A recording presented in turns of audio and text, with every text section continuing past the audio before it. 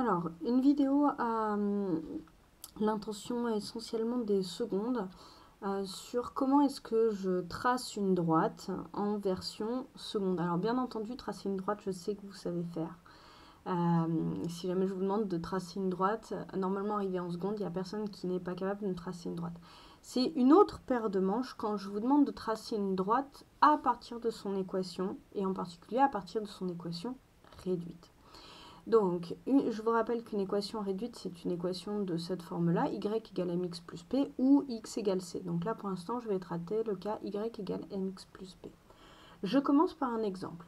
Je voudrais tracer la droite d'équation y égale 2x plus 1. Première chose, je vais me souvenir de ce que c'est une droite. Une droite, en fait, c'est une collection de points. Et chacun de ces points, il va être validé, en quelque sorte, par cette formule-là. C'est-à-dire que cette formule-là va caractériser tous les points de la droite.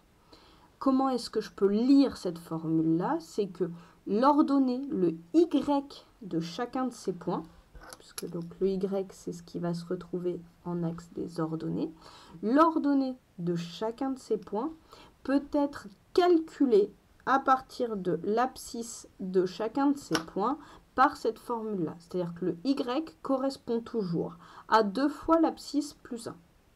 Donc ça nous donne une première information. Pour tracer une droite, une première chose que je fais, c'est que si jamais je sais que tous les points de la droite valident cette formule-là, eh bien je peux par exemple me donner des points un petit peu au hasard. Donc je vais me faire un petit tableau pour me récupérer des points. C'est-à-dire que je sais que je vais passer des x au y par cette formule-là. Le y se calculera toujours en faisant ça. Donc quand j'aurai un x, j'aurai juste à le multiplier par 2 puis ajouter 1. Je multiplierai par 2 puis j'ajouterai 1 pour obtenir le y. Et ça, c'est valable en fait pour n'importe quel x. D'accord? Appartenir à ma collection de points, c'est juste valider ça. Donc par exemple, je peux prendre x vaut 0. Je fais 0 fois 2 plus 1 et ça me donne 1. Donc je sais que le point de coordonnées 0, 1, il appartient à ma collection, puisque du coup il appartient à ma droite, puisque du coup il valide ça, puisque je l'ai calculé grâce à ça. Il ne peut pas en être autrement. Je peux prendre un certain nombre d'autres points. Par exemple, je peux choisir de partir de 1. Je fais 1 fois 2, ça me donne 2, plus 1, 3. Du coup, je sais que le point, quand x vaut 1, y vaut 3, celui-ci, il appartient à cette collection-là, qui est celle que je cherche à tracer. Je peux en faire encore un autre. Mettons que je veuille faire... allez, je vais partir de moins 2. On va partir d'un nombre négatif. Alors, je me laisse un petit peu de place là, parce que du coup, on va répondre à une autre question, quitte à y être. Moins 2 fois 2, bah, ça me fait moins 4. Moins 4 plus 1, ça me fait moins 3. Et donc là, par exemple, bah, je viens de déterminer 3 points qui rentrent dans ma collection, sauf que comme je sais, vu que je l'ai vu dans le cours et que c'est démontré que ça, là, c'est forcément une droite, si jamais je connais 3 points, ces 3 points vont forcément être alignés, j'aurai plus qu'à les relier et j'aurai ma droite. Donc par exemple, le point de coordonnées x vaut 0, y vaut 1, bah, mettons qu'il soit là. Alors, je n'ai pas gradué mes axes. On va faire comme ça. Donc du coup, j'ai ce point-là. C'est celui-là. Puis ensuite, je sais que j'ai le point de coordonnées 1, 3. Il va être par ici. Ça, c'est celui-ci. D'accord? Hop, je vais mettre au crayon papier. Et puis, j'ai le point de coordonnées moins 2, moins 3. Donc, du coup, moins 2, ça va être par ici.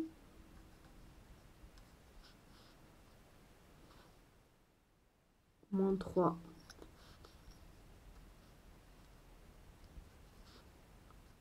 Il va être par là. Ensuite, si je ne me suis pas trompée dans mes calculs, c'est là où je vais réajuster un peu mon point qui est là. Celui-ci, tac, c'est celui-là.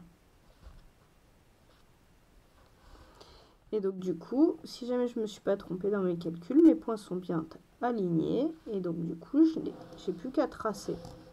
Et donc là, je viens de tracer la droite d'équation y égale 2x plus 1. Donc ça, c'est la première façon de faire. Tant que j'ai mon tableau sous la main, je vais en profiter pour répondre à une question qu'on pose souvent dans les exercices et qu'on pose souvent en contrôle. C'est qu'on peut se poser la question, est-ce que le point de coordonnées 50,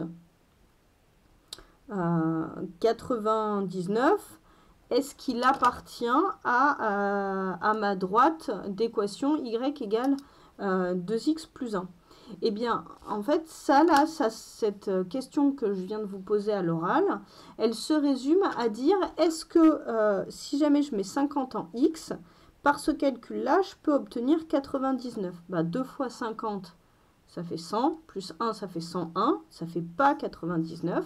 Donc ce point-là ne rentre pas dans ce tableau-là.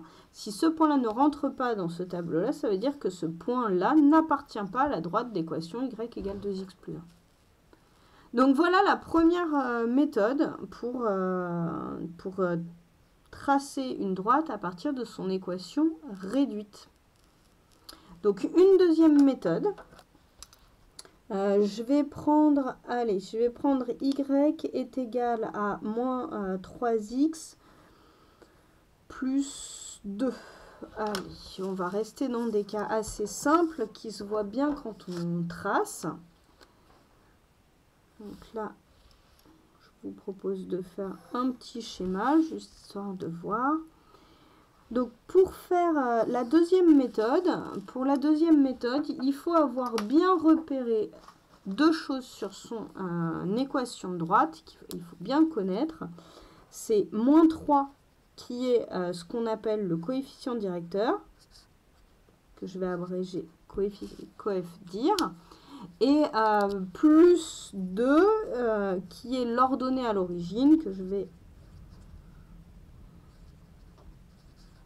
abrégé ordre origine.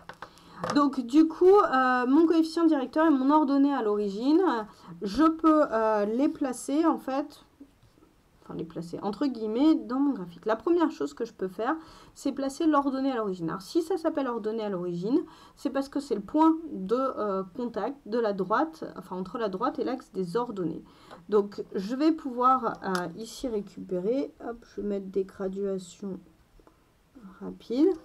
Mon ordonnée à l'origine, c'est 2, ce qui veut dire que ma droite, elle va forcément passer au niveau à la hauteur des ordonnées, la hauteur 2 sur l'axe des ordonnées. Donc là, je viens de mettre la hauteur 2, et donc du coup, je sais que ma droite va passer par ce point-là. C'est obligé. La deuxième chose, c'est comment est-ce que je vais traduire le coefficient directeur? Le coefficient directeur, c'est moins 3. Alors ça se traduit en disant qu'à partir de n'importe quel point de la droite, à chaque fois que vous avancez de 1, c'est un peu plus petit que ça que 1, à chaque fois que vous avancez de 1 en abscisse, vous allez appliquer le coefficient directeur en ordonnée. Donc à chaque fois que j'avance de 1 en abscisse, je vais descendre de 3 en ordonnée. Un petit peu comme un escalier. À chaque fois que j'avance de 1, je descends de 3. J'avance de 1, je descends de 3. J'avance de 1, je descends de 3. Je pourrais le faire à reculons. C'est-à-dire qu'avant d'arriver à 2, j'avais avancé de 1, descendu de 3.